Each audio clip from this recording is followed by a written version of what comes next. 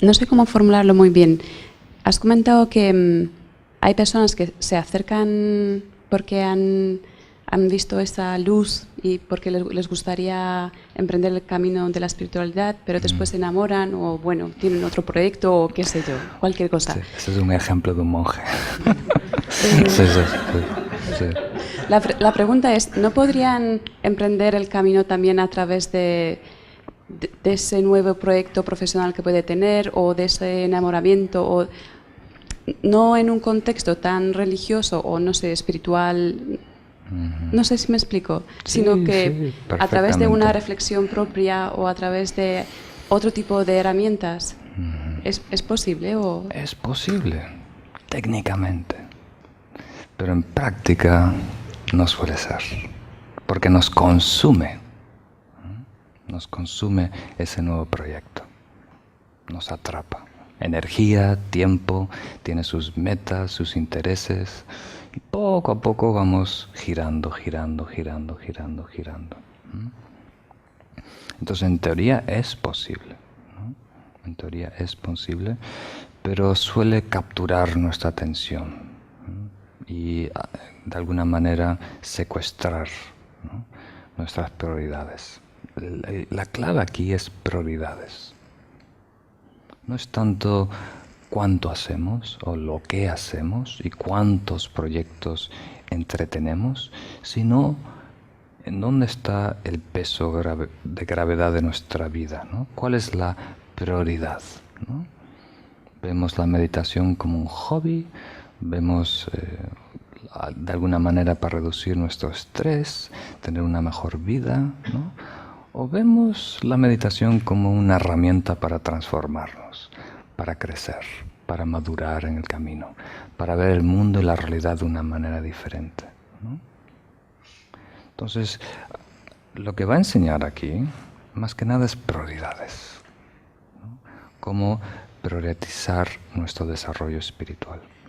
Y eso puede ser, normalmente es, secuestrado por proyectos, por responsabilidades, por tiempos. Y cada vez más, porque el mundo moderno es tan exigente, ¿no? Y España, que se conocía como el país tranquilo, de repente está adoptando estas normas de Estados Unidos, de Alemania, cuando hay tantos proyectos, tantos tiempos, ¿no? Tanta actividad de nuestro diario vivir. Entonces después estás haciendo un poco de trueque, ¿no? Voy a hacer esto, pero bueno, ya no tengo que meditar una hora, medito media. Y después pasa, medito 15. Y después de un tiempo nos conformamos con ser vegetarianos o algo así. Sí.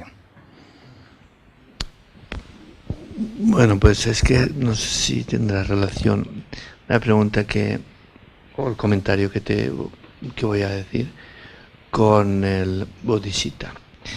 Pero bueno, es que hace pocos días alguien me comentó que hace pocos días han sido la festividad de la Epifanía de los Reyes Magos, Sí. y que si esto era que fueron a buscar a alguien siguiendo una estrella. Y esto es en un contexto budista, serán ellos budistas que iban a buscar a alguien, si esos Reyes Magos venían de Oriente. Vale, vale, sí. He escuchado esa analogía, ¿no? Es problemática porque si la defino demasiado, alguien puede estar mirando y me va a denunciar a la diosis regional, ¿no? Pero de la perspectiva budista, como tú dices, es muy similar lo que se plantea ahí a lo que se hace comúnmente cuando fallece un gran maestro, ¿no? Se forma un comité que va en búsqueda de su reencarnación, ¿no? Entonces se forma un comité de personas, no reyes, pero sino adeptos que tienen sentidos, ¿cómo se dice? desarrollados, ¿no? Que pueden ver encarnaciones, pueden tener sueños especiales, que pueden saber en dónde reencarna este ser, ¿no? Entonces van en búsqueda de este niño o niña en donde ha renacido, ¿no? Y después le hacen una serie de ofrendas y le hacen, lo cuestionan, ¿no? Le hacen una entrevista para asegurarse, ¿no? Que es la encarnación previa. Sí. Esas ofrendas eran como objetos anteriores de este Buda que puede haber renacido, para ver si los reconoce. Sí, esa es la manera más pura de hacerlo, ¿no? Que ponen varios cuencos y tiene que elegir cuál era tu cuenco, cuál era tus hábitos o cuál era tu mala, así. Normalmente, a nivel práctico, como sucede en el día a día en el budismo tibetano, tiene mucha confianza en los maestros realizados, ¿no? Como su santidad Sekhet Trizin o el Dalai Lama. Entonces traen ese candidato, ¿no? Que han descubierto y buscan la confirmación, ¿no? Porque ellos, al simplemente verlo, ya ven todas sus previas caras y ya pueden ver si es o no. Y muchas veces los niños responden, ¿no? De una manera espontánea, reconocen a las personas, ¿no? De otro nombre. Ah, tú eres tal, tú eres esto, tú eres esto. Hay también, por supuesto, malos encuentros, ¿no? Despistes o cuestiones políticas que una familia quiere filtrar, ¿no? a su candidato, a su hijo, ¿no? Para tener ese papel tan prestigioso. Pero funciona. Entonces puede servir como una analogía, como tú dices. Yo quería preguntar, en función de la época en la que nos encontramos y un poco al hilo de la Navidad, que ha comentado algo sobre la Navidad, que nos hemos encontrado todos en mesas con familiares y han sucedido este tipo de comentarios o de situaciones, y que muchas veces pues ves o puedes discernir ciertos estados de confusión o de ignorancia en otras personas que están sentadas en la misma mesa que tú. Esta pregunta la hago un poco queriendo también dar respuesta a mucha gente que supongo que le habrá ocurrido lo mismo. Y mi pregunta, me gustaría que me aportara algo de luz, si es posible en poquitas palabras, cómo poder ayudar a esclarecer o a dar luz a otras personas que están sentadas en la misma mesa sin ser alguien hiriente, ni pretencioso, ni... ¿Me entiende? Un poco cómo aportar. Yo tengo una idea, que no sé si es la correcta o no, que practicar con el ejemplo es la única forma que considero que tengo, pero muchas veces practicar con el ejemplo, si el que está en la mesa no entiende el lenguaje, tampoco le llega. Insistir, usted dice que no es conveniente, no interferir es lo más propio, pero a veces no interferir es algo como muy suave, muy liviano, que no llega a más, y el tiempo pasa y sigue habiendo sufrimiento. Gracias. Muy bien, entonces muchas gracias por la pregunta. No es nada fácil. La situación es mucho más fácil manejarla cuando estamos libres de apego a reglas de juego. No sé si tiene eso sentido, ¿no? Si nosotros estamos forzados, ¿no?, a responder de una manera a todas las personas, ¿no?, de imponer una idea ante todas las personas, todas las situaciones, ¿no?, entonces no solo se hace predecible y las otras personas ya lo están esperando con cierta repugnancia, sino que no funciona. ¿Captan la idea? Entonces, si nos liberamos del apego, del aferramiento conceptual y vemos cada situación fresca, virgen, natural, tenemos esa libertad, ¿no?, de cómo relacionarnos, qué decir, cuándo decirlo, cómo decirlo. Y eso es necesario, porque cada situación, cada audiencia, cada persona requiere un trato especial.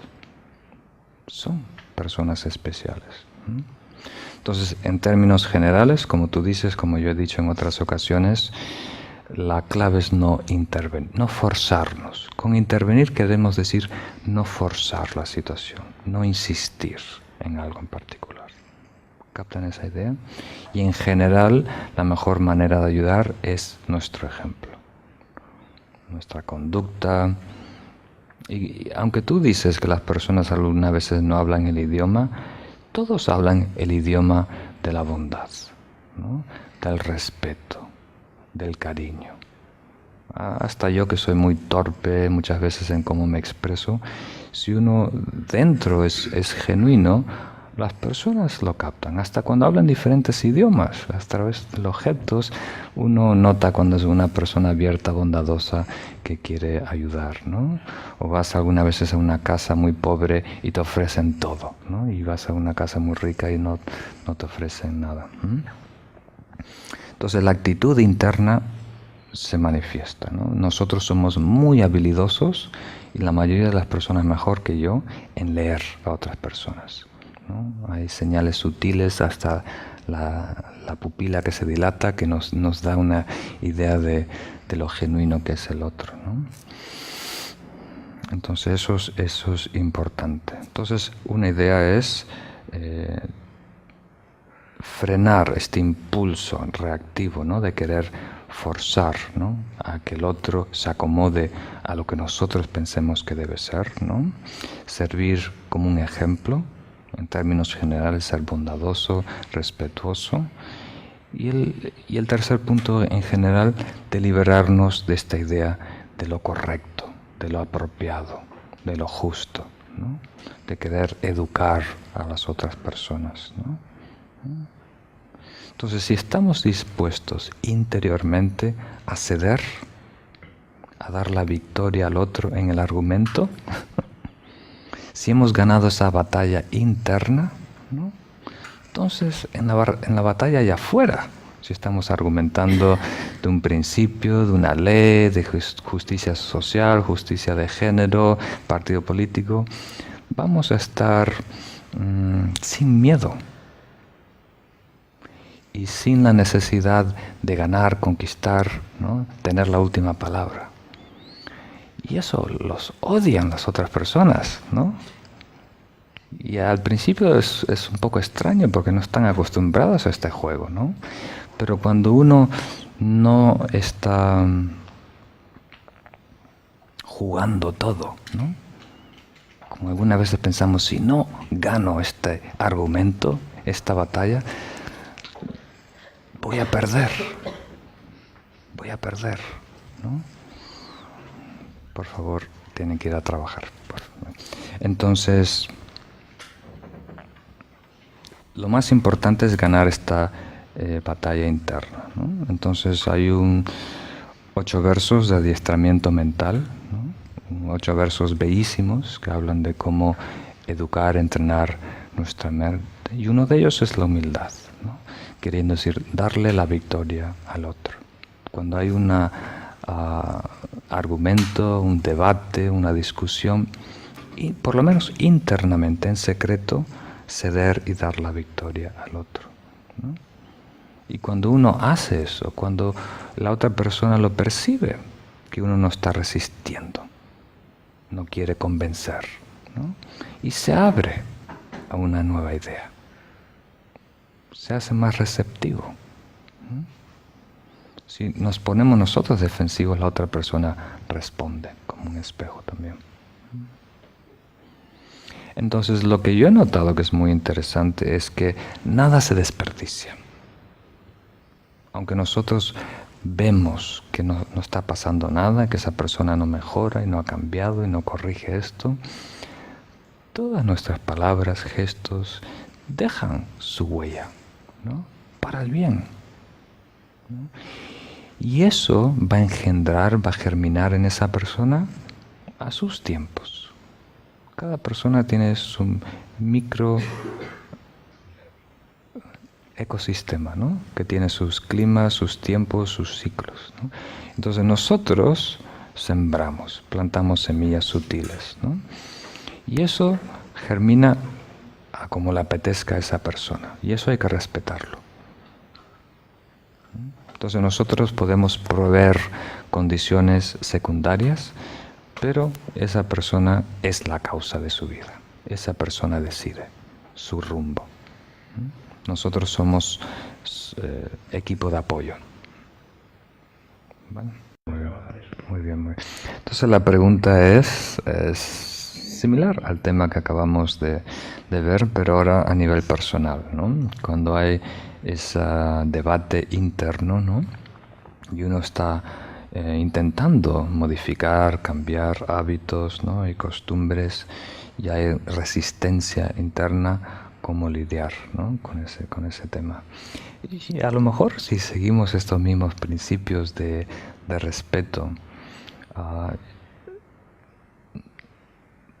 nosotros somos más crueles con nosotros mismos que con los demás. Algunas veces muy cruel. Nos decimos cosas que no diría el peor enemigo, ni Hitler. Entonces tenemos que tener amor hacia nosotros para tener amor a los demás, respeto, cariño, ternura. Y lo que ayuda a desarrollar todo eso hacia nosotros mismos es comprender la situación en la que nos encontramos. Nosotros culpamos la voluntad, ¿no? El ejemplo que yo doy ahora en enero, ¿no? Los gimnasios están llenos porque todo el mundo hizo su promesa de Año Nuevo de ir al gimnasio y prepararse para el verano.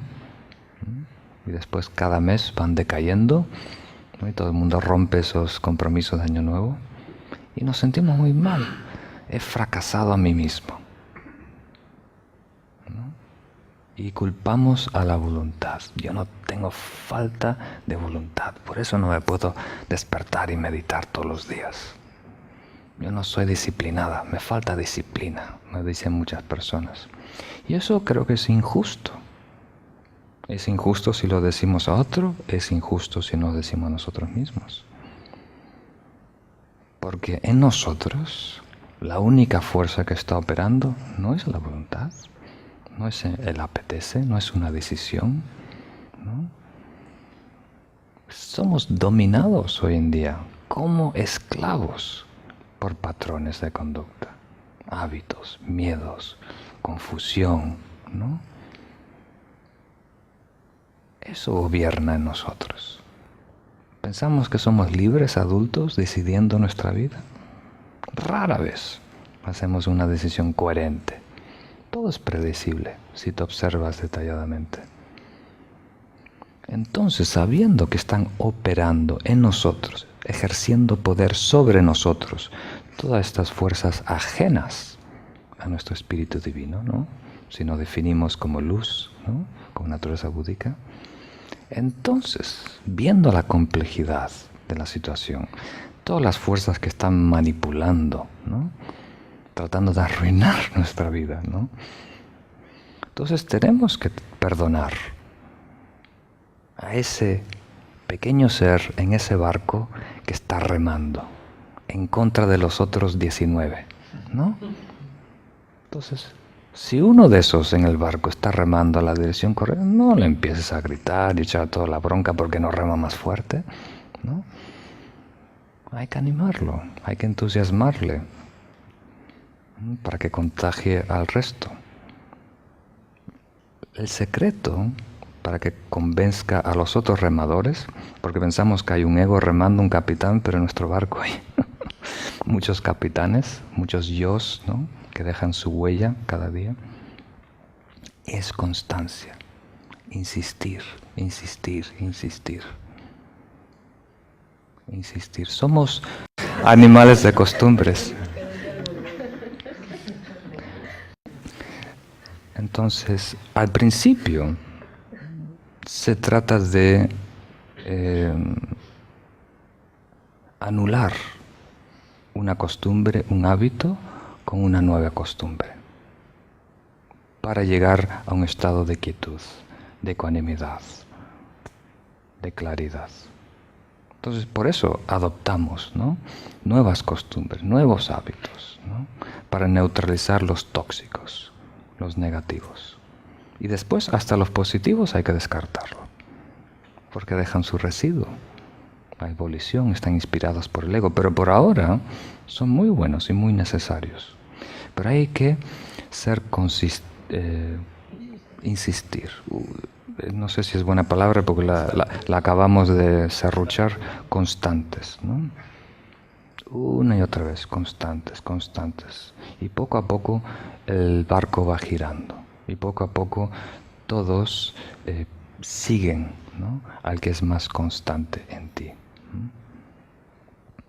Entonces, lo que lleva más esfuerzo en el camino espiritual, ¿no?, dijo un gran maestro Kagyu, dice, es la fortaleza interna de regresar en la mente, regresar una y otra vez a un estado virtuoso. Y al fin y al cabo la espiritualidad, la meditación, es solo eso. Elegir, constantemente elegir qué voy a atender, en qué me voy a fijar, qué voy a observar, ¿no? Porque somos lo que atendemos, lo que observamos. Entonces tenemos que tener esta idea de no ser, como dijimos, víctimas, animales de costumbre, ¿no? Y elegir una y otra vez, ¿qué atiendo? ¿Qué pienso? ¿Qué estado de ánimo alimento en mí? Constantemente hacer esa elección. El camino espiritual es una serie de elecciones.